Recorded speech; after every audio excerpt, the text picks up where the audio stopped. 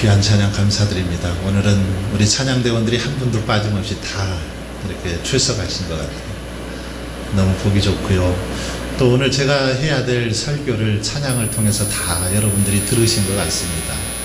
이렇게 또 설교 제목과도 이렇게 비슷한 찬양을 해주셨는데 너무 감사합니다. 우리 찬양대원들 늘 바쁘고 힘든 그런 시간에도 불구하고 주신 사명 열심히 감당하고 있는데 한번 이 시간 격려의 박수 힘차게 한번 쳤으면 좋겠습니다.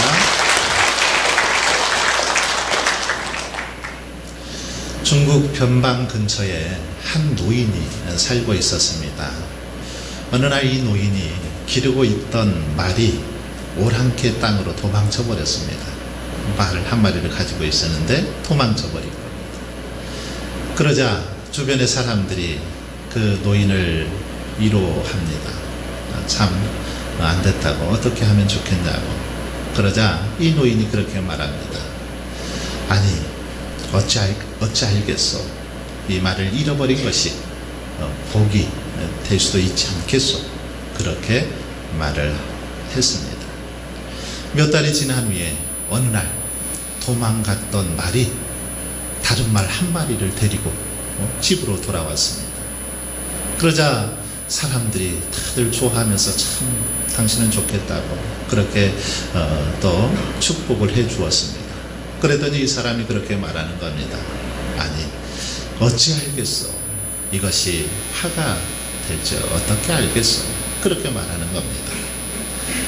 집에 좁은 말이 생기자 말 타기를 좋아했던 아들이 어느 날 말을 타고 다니다가 그만 말에서 떨어지죠. 다리를 다치게 됩니다. 그러자 사람들이 그를 또 그렇게 위로합니다. 아니, 어쩌다가 또 이렇게 다리를 다치게 되었어. 걱정하면서 위로해 주는데 이 노인이 그렇게 말합니다. 아니, 어찌 알겠습니까? 이것이 또 복이 될지. 그런데 얼마 후에 그 지역에 전쟁이 일어났습니다. 전쟁이 일어나서 건강한 사람들은 싸움에 나갔다가 다 죽게 되죠.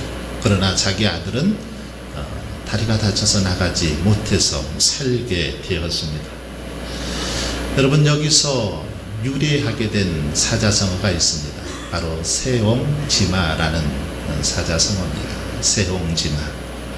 세옹지마는 화가 복이 되기도 하고 또 복이 화가 될 수도 있다라는 겁니다.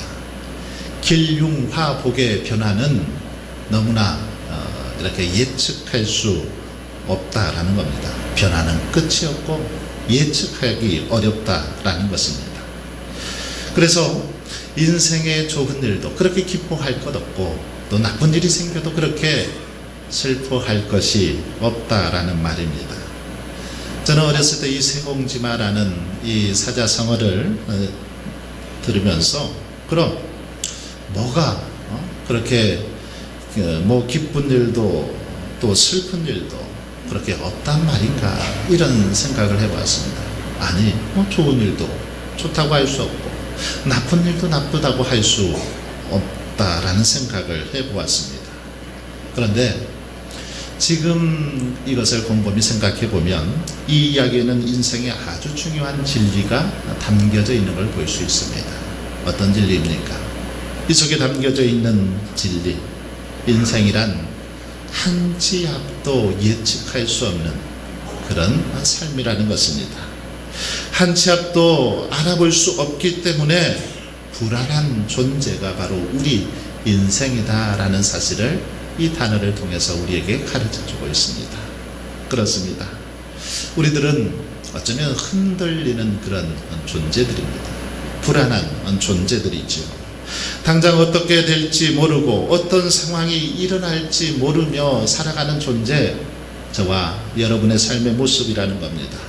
그러니 우리는 참으로 흔들리는 존재요 불안한 존재다 라고 그렇게 말할 수 있습니다.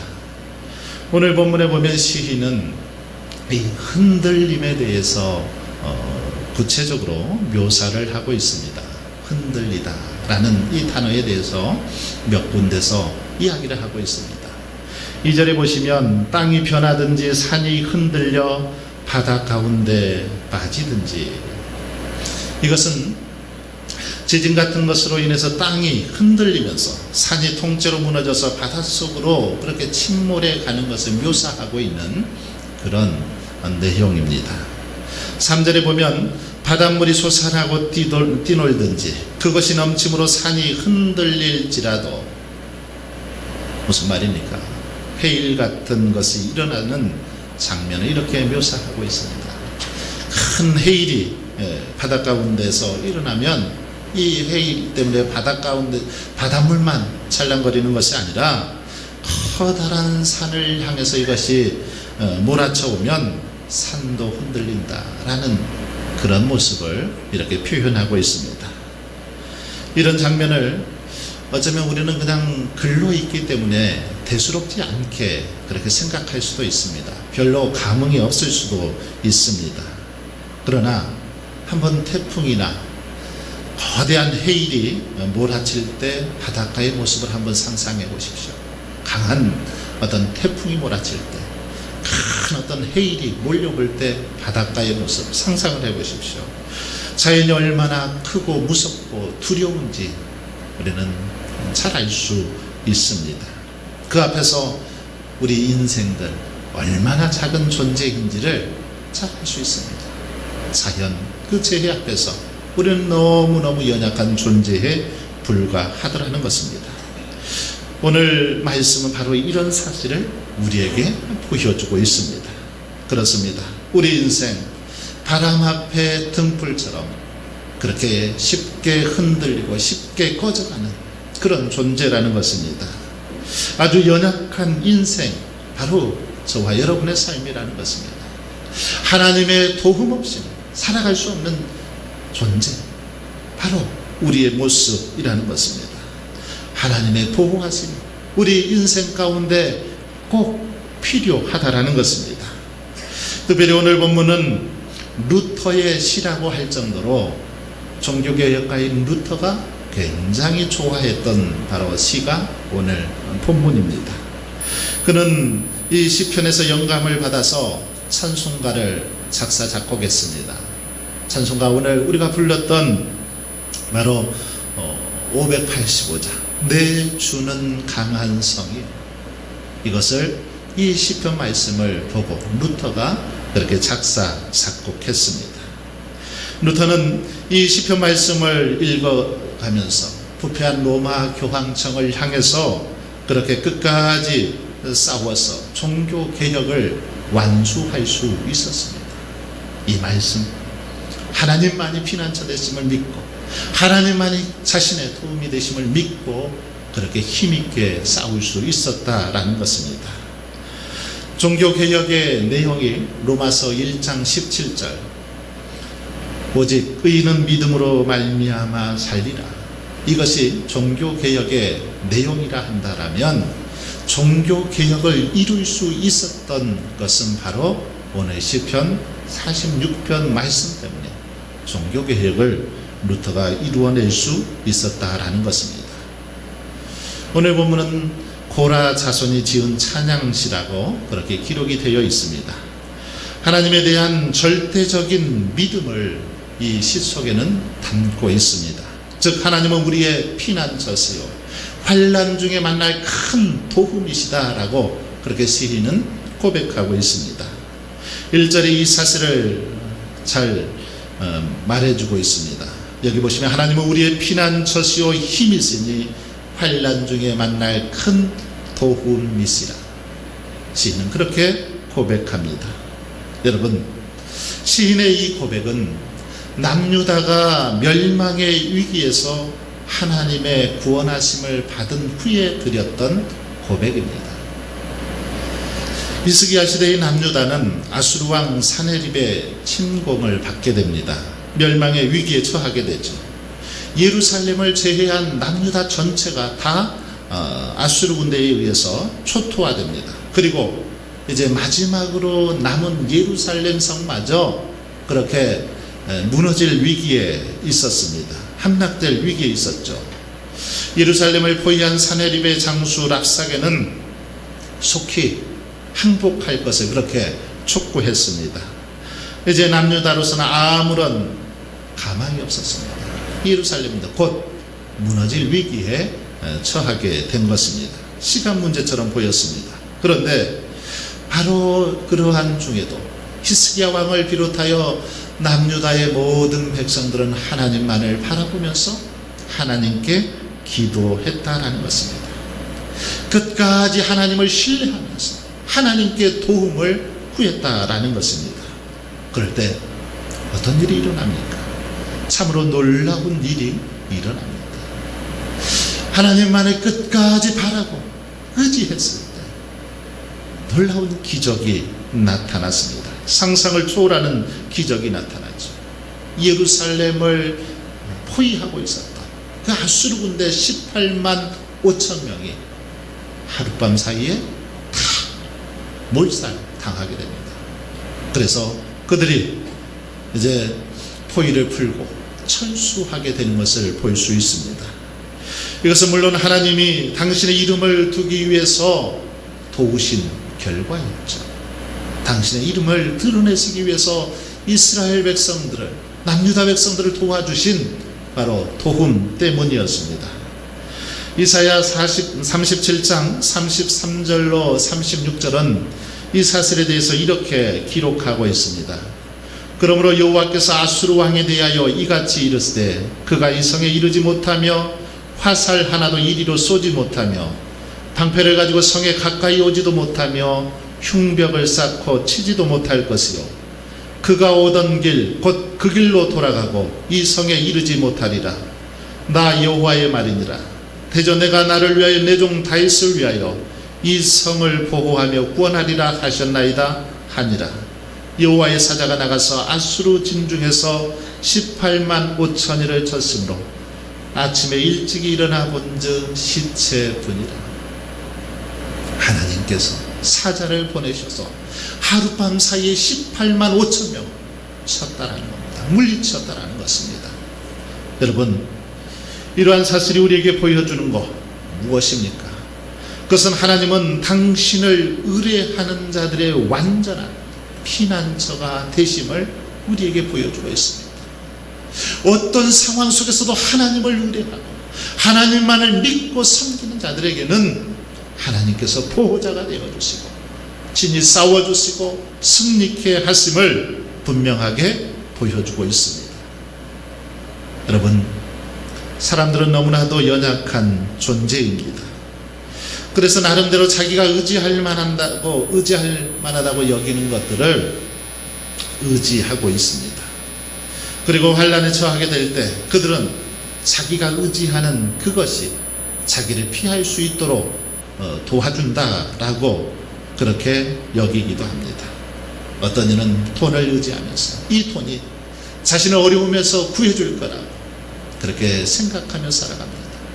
어떤 이는 권력을 의지하면서 이 권력이야말로 자신을 어려움 속에서 구원해 줄 수 있는 유일한 그런 힘이라고 믿고 살아가는 자들도 있습니다. 어떤 사람들은 능력 있는 사람, 주변에 능력 있는 사람만 있으면 그 사람이 자신의 모든 문제들 다 해결해 주리라 믿고 그렇게 살아가기도 합니다. 그러나 여러분, 돈으로도 능력 있는 사람으로도 아니 권력으로도 결코 우리의 어려움을 극복할 수 없습니다. 해결할 수 없는 환난이 우리 주변에는 너무나 많다는 것입니다. 심각한 질병이나 참으로 희귀병에 걸린 사람들, 아무리 많은 돈이 있어도 아무리 많은 권력을 가지고 있어도 그것으로 질병을 고칠 수 없더라는 것입니다. 아무런 힘이 되지 못하더라는 것입니다. 그렇게 탁월한 의사도 손을 댈 때가 되면 억만금이 그에게 있다 할지라도 그것이 아무런 소용없는 것이 되고 말더라는 것입니다. 여러분, 환난을 만날 때 우리가 의지하는 그 사람이 우리의 피난처가 되지 못하더라는 겁니다. 환난 가운데서 권력을 의지해보지만 그 권력이 우리의 피난처가 되지 못하더라는 것입니다. 그렇습니다.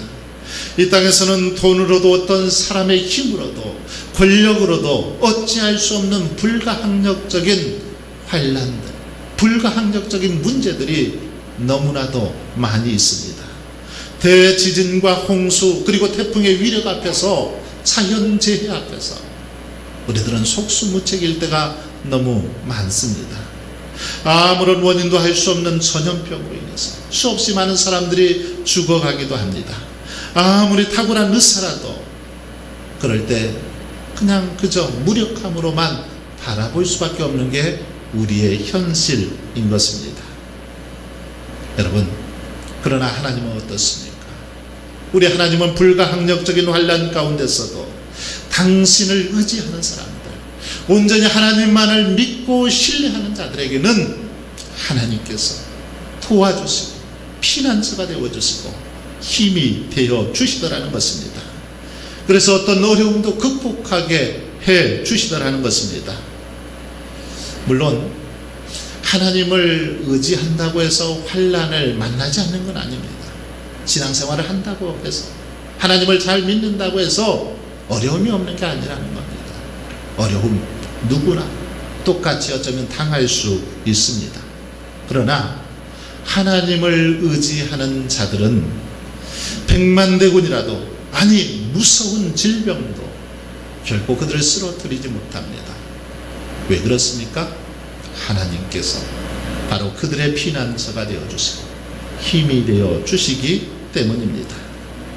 하나님께서 능력이 되어주시기 때문에 환난날에 큰 도움이 되어주시기 때문에 아무리 약한 사단이라도 그를 넘어뜨리지 못하도록 하시더라는 것입니다.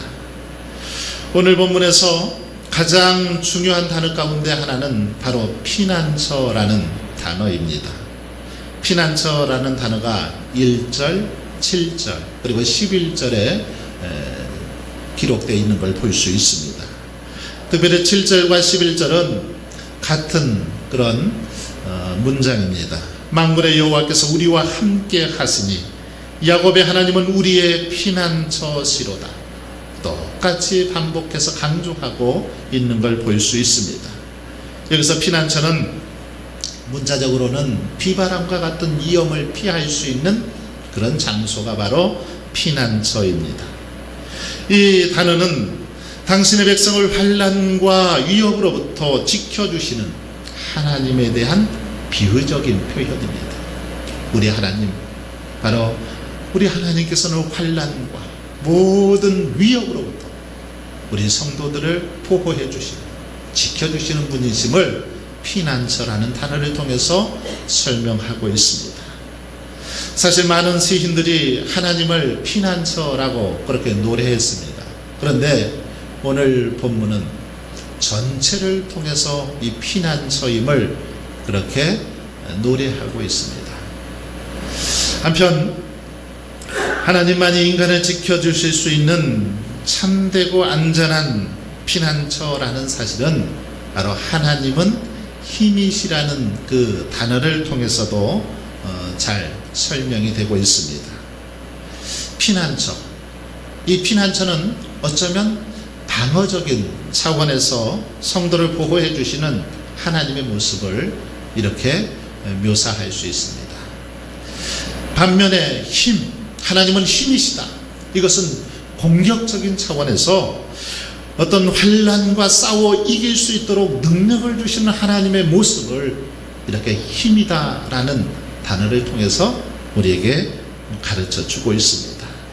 즉 시인은 하나님은 원수의 공격으로부터 성도를 보호해 주실 뿐만 아니라 영적 싸움에서 승리할 수 있도록 인도해 주시는 분, 바로 우리가 믿고 섬기는 하나님이심을 노래하고 있습니다. 그래서 시인은 2절로 3절에서 이렇게 고백합니다.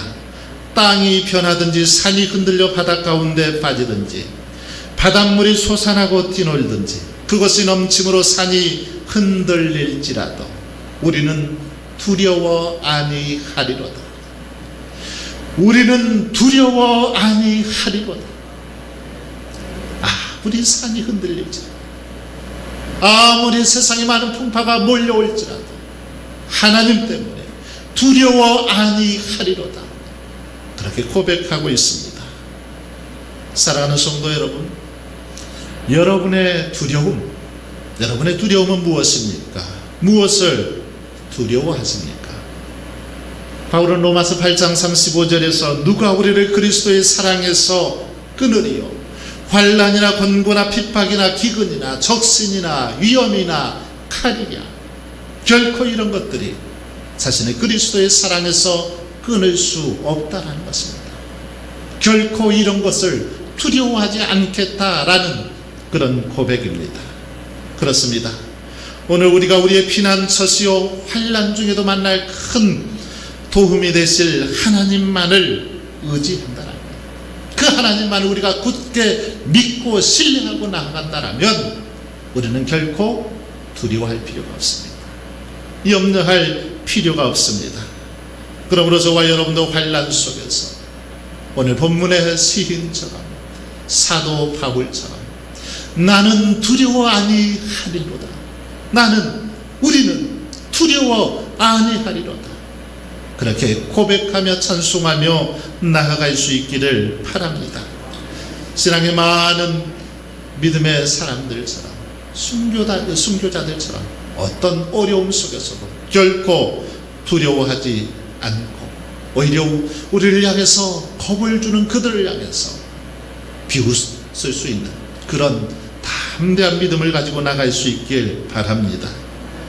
특별히 시인은 5절 상반절을 보시면 하나님이 거하시는 성은 외부의 환경과 전혀 상관없이 요동치 않음을 묘사하고 있습니다. 그리고 하반절에서 5절 하반절에서는 새벽에 하나님께서 도우시리라 이렇게 선언합니다. 새벽에 하나님이 도우시리라. 이 사실을 통해서 하나님이 함께하는 자에게는 평강이 함께한다는 것입니다. 뿐만 아니라 하나님을 믿는 자들에게는 하나님께서 늘 도와주신다라는 사실을 분명하게 가르쳐 주고 있습니다. 그렇습니다.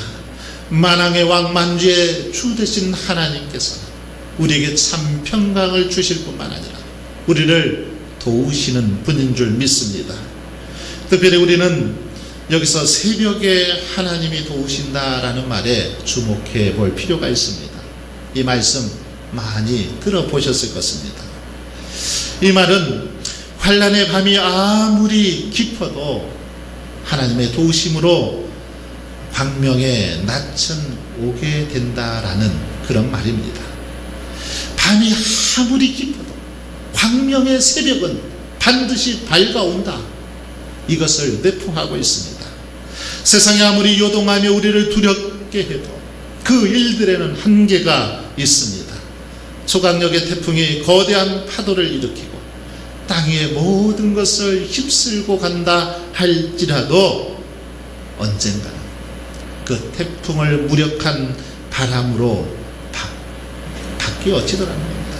그 태풍도 아주 찬잔한 그런 바람으로 바뀌게 되더라는 것입니다.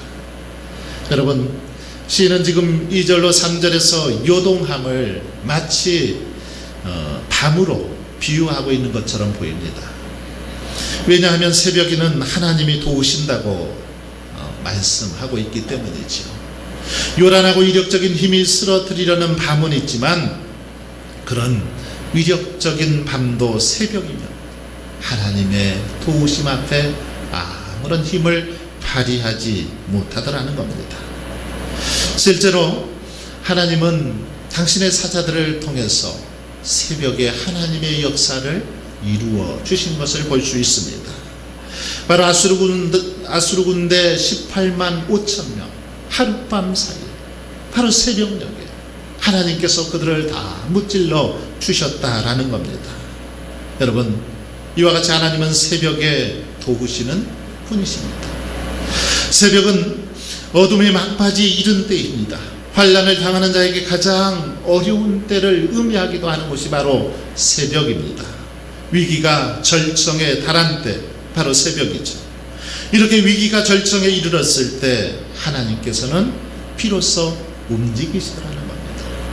우리가 정말 도저히 피할 곳이 없고 이제는 끝이다, 절망이다, 아무런 희망이 없다라고 하는 그 순간에 하나님께서는 일하시고 역사하시더라는 겁니다.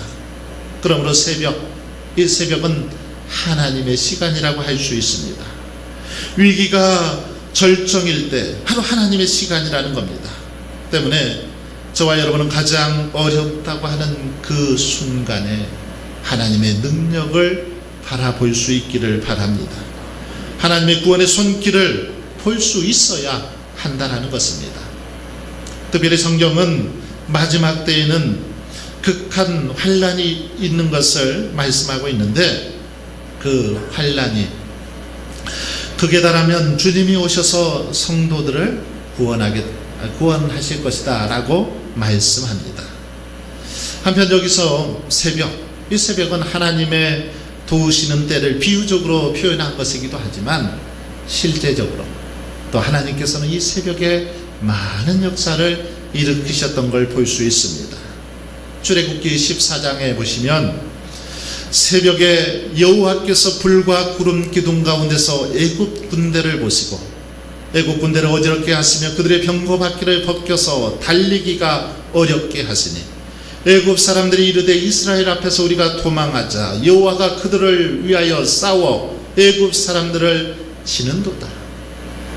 우리 하나님께서 새벽에 애굽 사람들을 물리쳐 주셨다는 것입니다. 새벽에 이스라엘 백성들을 구원하셨다라는 것입니다. 또한 이스라엘 백성들이 가나안 땅에 들어가서 여리고성을 무너뜨릴 때에도 새벽이었습니다. 이렇게 새벽은 하나님의 은혜를 입는 시간입니다.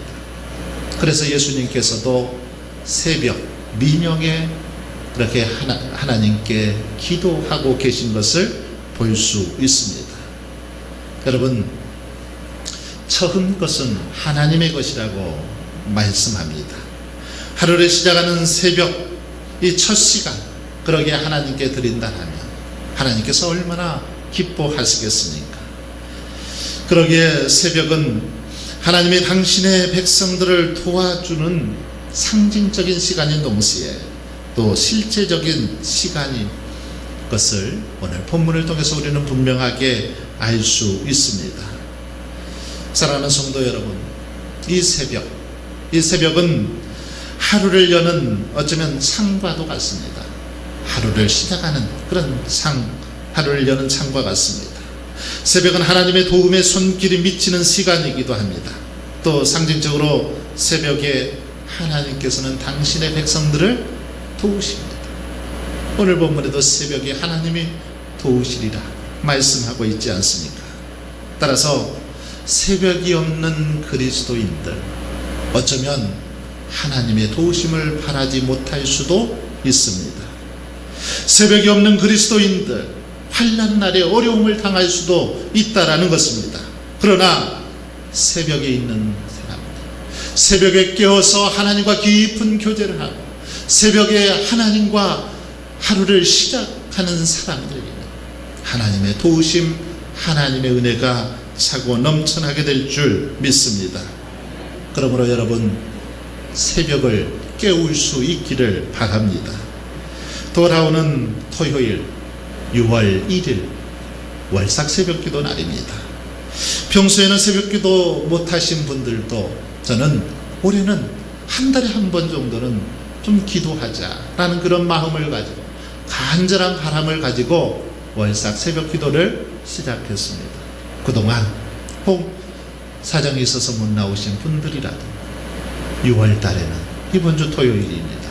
새벽을 깨워서 정말 한 달을 주님과 더불어 시작할 수 있기를 바랍니다. 6월을 시작하면서 하나님이 우리에게 주신 가장 고귀한 시간인 새벽, 이 새벽에 하나님의 성전에서 우리의 영적 성숙을 위해서, 사랑하는 가족들을 위해서, 이 나라 이 민족을 위해서 기도로 시작해 볼 수 있기를 바랍니다. 하나님의 도움을 구하며 나아갈 때 우리 하나님께서 친히 도우실 줄 믿습니다. 사랑하는 성도 여러분, 그러므로 저와 여러분이 날마다 우리의 피난처 되시고 힘 되신 그 하나님을 바라보면서 한 주 동안도 믿음 안에서 승리할 수 있길 바랍니다. 새벽에 도우시는 그 하나님의 특별하신 은혜를 누리며 믿음 안에서 늘 복된 삶 살아가시는 저와 여러분이 될 수 있길 주의 이름으로 축원합니다.